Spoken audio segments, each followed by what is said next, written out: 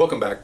I've been on the job I was pretty new, maybe just off probation, and I was working with another partner, and we get a call, crying baby, and during the day, get a crying baby call. So, it could be a lot of things at an apartment.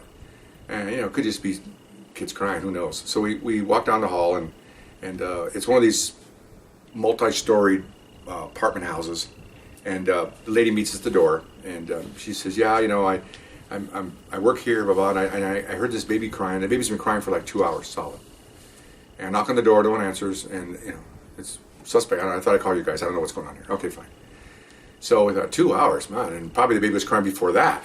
Just she happened to notice it. Okay, fine. So we go up in there, and about that time a supervisor pulls up, he walks up, and he goes, yeah, let's go check out the door. Okay, do you have a key? Yeah, I have a pass key. Okay, fine. So we go on the hallway, and she opens the door, and of course, as she should, you open the door and she steps back because she, what to expect in there, and let the police go in there. So we walk in kind of quickly, looking around, and right in the living room, it's a small little 2-bedroom apartment. Right on the floor is a Latin lady, passed out. Okay, she's probably in her 30s. A syringe laying on the ground next to her. She's got puncture wounds in her arm. She's out of it. Okay, she wasn't overdosed because we went over to her and we kind of moved her around a little bit, and she kind of woke up, and then she kind of go back down, because that's what heroin addicts do. It's a very lazy body movements, almost like a drunk. They're just kind of like, they go down, they wake up, and then you wake up, and they go, okay, then what's your name? Her name is really, they're drunk, but they ain't drunk. There's no alcohol in their breath, or it's heroin. So we kind of get her up and hear the baby crying. So another officers show up, and my partner gets her, and based on the evidence, we're going to arrest her, so we handcuff her. Supervisor calls for a narcotic unit to show up. In the meantime, we're looking for the baby. We find the baby.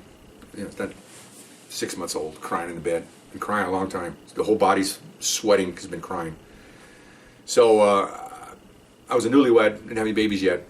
So he said, well, take care of the babies. Sarge tells me, okay, fine. So I'm looking for, I'll change her because she's soaked. Okay, fine.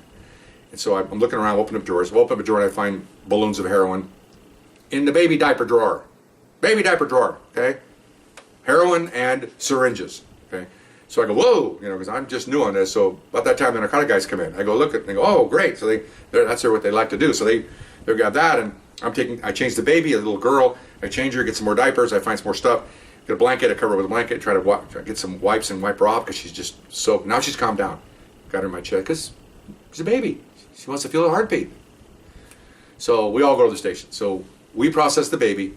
Had to process her and put her in a home, and the narco guys took care of the lady, and they booked all the evidence. Okay, fine. So it took us all day, obviously, because we have to do a lot of moving parts. So 2 weeks go by, I get a subpoena.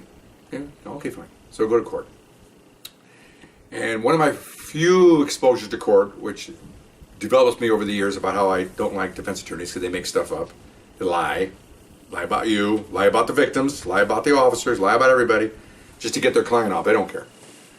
So I get my testimony, and he's up there, the defense attorney. Well, weren't you searching for drugs? No. Why not? Well, I was searching for the baby stuff. Yeah, we just happened to find the drug in the baby drawer. Just happened to. No, sir. I'm looking for baby stuff, formula and diapers. Oh, so you just happened to find the heroin in there? Yes, I guess. I mean, you guess? Yes or no? Yes. I mean, it's like, okay, well, what's the big deal here? I mean, so anyway, he found it wasn't going anywhere. So we had her. She was the only one in there. Okay, fine. So she was found guilty. She's gone. Okay. About a week later, get another subpoena. Okay, it's juvenile court. They're going to find out what we're going to do with the child. Okay. So I'm new to this. I didn't know what this was. That's where I go in there. That's weird. I go in there, and sure enough, there she is with her attorney. She's out on bail. Okay. And which is really travesty in itself. But anyway, and so. I give my testimony, and how bad was the baby, and I try to explain, which I did, and then I also threw in a little bonus that I throw in some of these other stories.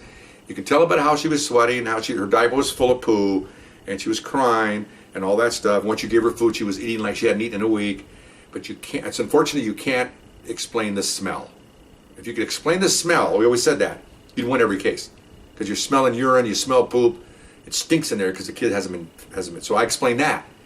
Okay, so it's a judge trial. It's not a jury. It's a judge in juvenile court. So Okay, so the defense gets up. Oh, you know, she's the only mother and single mom and blah, blah. She made a mistake. Really?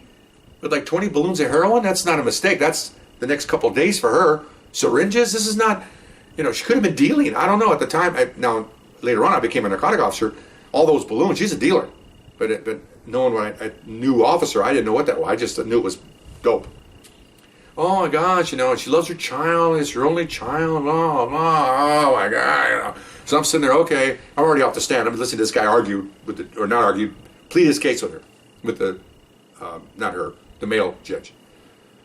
So he sits there and he goes, well, you know, I feel this could have been her first time. I'm sitting there going, you got to be kidding me. She had wounds, she had puncture marks on both arms, which narcotic officer came in to explain that. So I feel it's not right. You know, it's the first time we've been caught. The first time this happened to her. So I'm going to go ahead and allow her to have the child back. And I'm sitting there going, you got to be kidding me. And I don't remember my wife was pregnant at the time or whatever. I'm thinking, this is wrong. This is totally wrong. So, you know, I hereby remand the child back to the parent and blah, blah, blah. And ma'am, here we go, you know. Oh, ma'am, you should be careful what you're doing. She's not listening. You already gave her the decision. She's getting her kid. So she just go, okay, how many times you watch cops? Every single guy they arrest on probation or parole. And when they go on probation or parole, they have to sign a form with their attorney saying, I will not drink, do dope, or hang around with criminals. They do all those. So when they sit there, okay, because they know the crooks know they're going to get out on parole or probation. She knows she's going to get a kid back. You think she's listening to that judge's reprimand? Why reprimand her? Just let her go or not. It doesn't make any sense. So I'm sitting there, rolling my eyes. And the DA is looking at me, and I'm trying to restrain myself because I know the judge sees me rolling my eyes. And then, oh, okay, fine. So then this is when I just start my real rebellious attitude.